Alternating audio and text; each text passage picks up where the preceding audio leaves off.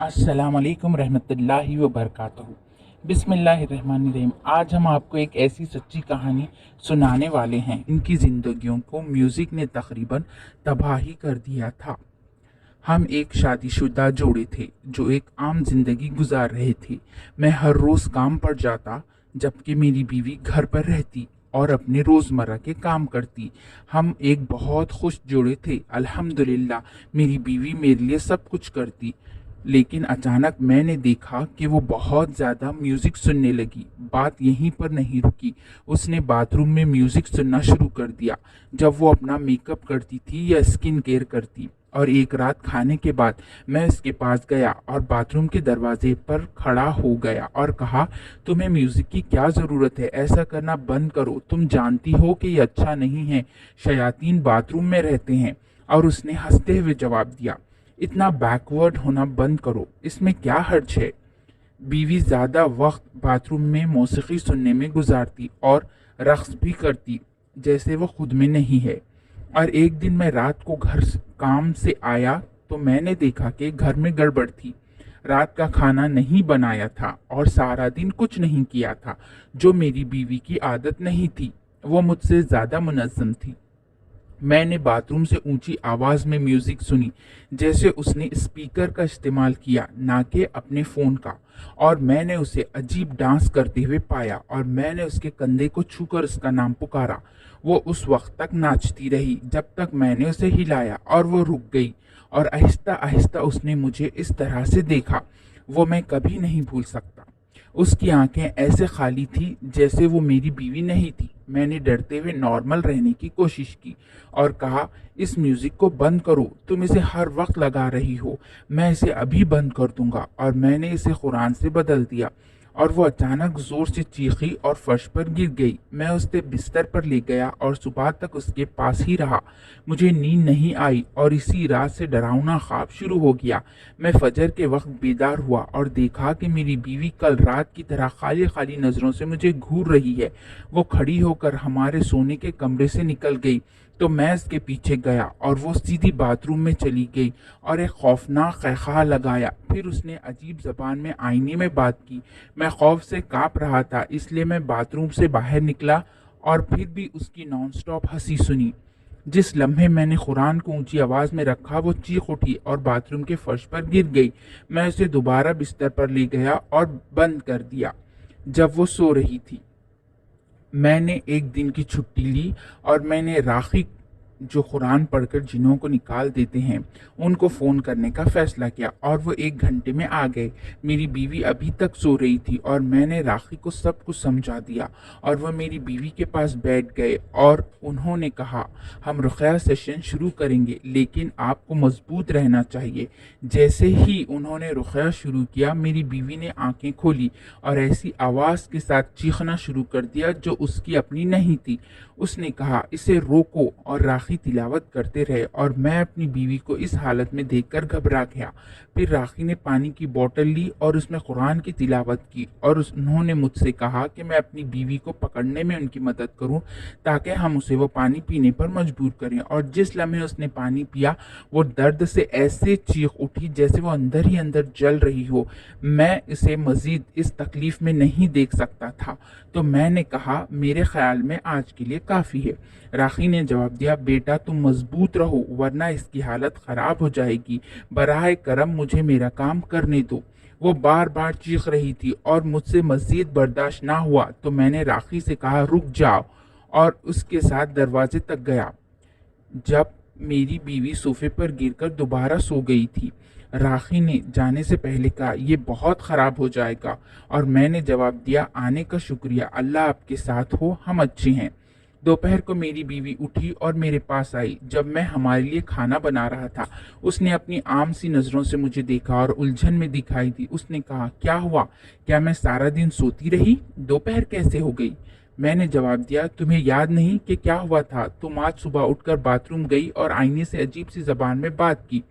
उसने मेरी तरफ ऐसे देखा जैसा मेरा दिमाग ख़राब हो गया हो और बोली, तुम मजाक कर रहे हो? मुझे तुमने क्या कहा कुछ भी याद नहीं। मैंने कुछ नहीं कहा और रात का खाना तैयार करते रहे।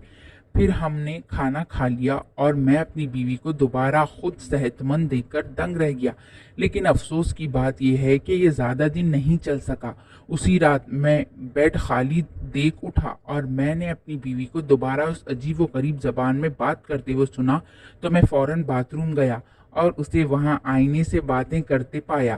وہ اچانک میری طرف متوجہ ہوئی، میں اسے دیکھ کر جم گیا، وہی خالی آنکھیں، اور اس نے اس آواز میں بات کی جو اس کی اپنی نہیں تھی اور کہا، تمہیں پھر کبھی نیند نہیں آئے گی؟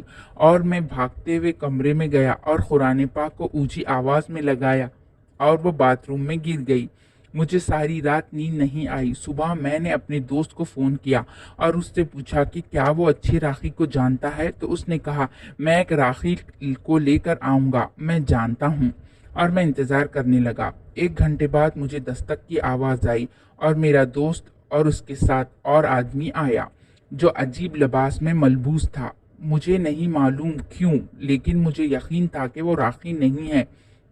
وہ جادوگر کی طرح لگ رہا تھا۔ اس نے کہا، میں تمہاری بیوی کی مدد کر سکتا ہوں، میں اس کا عادی ہوں۔ اور وہ میری بیوی کی طرف بڑھا اور قرآن پاک میں کچھ اور ملا کر پڑھنے لگا، اور میری بیوی اچانک بیدار ہوئی اور مسکراہٹ کے ساتھ، ایسی مسکراہٹ تھی جو اس کی بالکل نہیں تھی۔ اس نے پوچھا، میں کس سے بات کر رہا ہوں ابھی تک؟ تم کون ہو؟ اور میری بیوی نے مردانہ ڈراؤنی آواز میں جواب دیا، میں اسے نہیں چھوڑوں گا۔ اور اسے اچانک 20 آدمیوں کی طاقت ملی۔ وہ میرے دوست اور عجیب و غریب راکھی کو بھی مار گرانے میں کامیاب ہو گئی۔ میں نے وحشت سے اپنے دوست کو دیکھا اور کمرے میں پڑے عجیب و غریب راکھی کو۔ میں اس کے ساتھ اکیلا رہ گیا تو میں بیڈ روم کی طرف بھاگا اور بلند آواز میں قرآن پڑھی اور اللہ سے دعا کی کہ وہ ہماری مدد کرے۔ چند منٹ بعد گھر میں خاموشی چھا گئی تو میں آہستہ آہستہ کمرے میں گیا اور دیکھا کہ میری بیوی سو رہی ہے۔ میرا دوست اور راکھی کسی طرح جاگ گئے اور وہ فرار ہو گئے، اور میری بیوی کی حالت دوپہر کو بدترین ہو گئی۔ میرے پاس اسے تالا لگانے کے سوا کوئی چارہ نہیں بچا تھا۔ وہ ایک ہی وقت میں چیختی اور ہنستی رہی۔ یہ سب میرا قصور تھا۔ اگر میں سچے راکھی کو اس کا کام کرنے دیتا تو وہ میری بیوی کو اچھی کر دیتا۔ ابھی میں نے اپنا فون اٹھایا اور راکھی کو کال کی۔ پچھلی بار جب انہوں نے میری بیوی کی مدد کرنے کی کوشش کی تو میں نے ان کے ساتھ جس بدتمیزی کا مظاہرہ کیا، اس کے بعد بھی راکھی دوبارہ آئے۔ اس بار انہوں نے میری بیوی کی حالت دیکھ کر مجھے ترس کھا کر کہا، کیا میں نے تمہیں نہیں بتایا تھا کہ ایسا ہو جائے گا؟ اگر آپ مجھے پچھلی بار ختم کرنے دیتے تو جنات اب تک اس سے باہر ہو جاتے۔ اور میں نے بتایا کہ اس بار میں تیار ہوں۔ راکھی نے رقیہ شروع کیا اور اس بار میں اپنی بیوی کو تکلیف میں دیکھ کر برداشت نہ کر سکا۔ میں نے اس کو تھام لیا اور اس کی مدد کی، اور آخر میں راکھی نے بات کی اور اپنی بیوی سے کہا، تمہارا نام کیا ہے؟ اور میری بیوی پھر وہ خوفناک ہنسی اور راکھی نے کہا، تم نے اسے کیوں بتایا؟ اور آخرکار جنہوں نے بات کی اور کہا، اس نے مجھے میوزک سے اپنی طرف متوجہ کیا، اور جب میں نے اسے دیکھا تو مجھے اس سے پیار ہو گیا۔ وہ خوبصورت ہے اور میں اسے کبھی نہیں چھوڑوں گا۔ میں خوف سے راکھی کو دیکھ رہا تھا اور انہوں نے مجھے تسلی دی، اور کئی گھنٹوں کی رقیہ اور کئی سیشنوں کے بعد آخرکار جنات نے میری بیوی کو چھوڑ دیا۔ الحمدللہ کہ کچھ دنوں میں وہ بہتر ہو گئی اور اس نے میوزک کی جگہ قرآن مجید لے لیا۔ جب تک حالات معمول پر آ گئے، ایک دن رات کا وقت تھا، میں نے آنکھیں کھولی تو دیکھا کہ میری بیوی فکر مندی سے میری طرف دیکھ رہی ہے۔ اس نے کہا، میں اٹھی اور تم بستر پر نہیں تھے، تم صبح 3 بجے باتھ روم میں کیا کر رہے ہو؟ میں الجھن میں تھا۔ میں نے جواب دیا، تم کیا کہہ رہی ہو؟ میں بستر پر تھا۔ میں نے ارد گرد دیکھا اور واقعی میں باتھ روم کے فرش پر تھا۔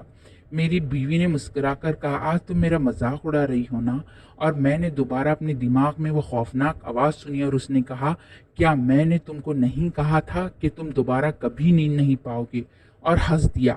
میں نے بھی رقیہ کیا اور الحمدللہ میں بھی بہتر ہو گیا، اور میں جانتا تھا کہ ہمیں اس اپارٹمنٹ سے نکلنا ہے۔ راکھی نے بھی مشورہ دیا تو ہم چند ہفتوں بعد ایک نئے اپارٹمنٹ میں آباد ہو گئے۔ ہم ابھی بھی اپنی بیوی کے ساتھ رقیہ سیشن کر رہے ہیں، اور ہم امید کرتے ہیں کہ ہمیں دوبارہ کبھی ایسا تجربہ نہیں پڑے گا۔ اگر میں سب کو کوئی نصیحت کرنا چاہتا ہوں تو وہ یہ ہے کہ اگر اللہ ہمیں کسی چیز سے روکتا ہے تو وہ بیکار نہیں ہے، یہ ہماری اپنی بھلائی کے لیے ہے۔